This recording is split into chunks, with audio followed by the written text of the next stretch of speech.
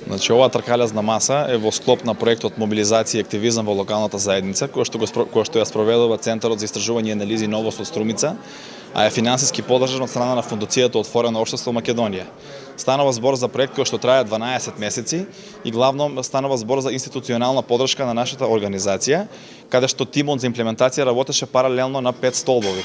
Првиот столб беше институционално јакнење на организацијата, вториот столб беше човекови права и слободи, третиот столб беше застапување на европските вредности и институции, четвртиот столб беше зајакнување на младинските политики и развој на претприемничките вештини и петиот столб беше значењето на граѓанскиот сектор. Денешната дебата е активност во рамки и во склоп на четвртиот столб, односно зајакнување на младинските политики и развој на претприемничките вештини. Дебатава беше со наслов формирање на екосистем и промоција на претприемништвото како еден вид начин за економски развој на општина Струмица и на регионот, односно на Струмичкиот микрорегион.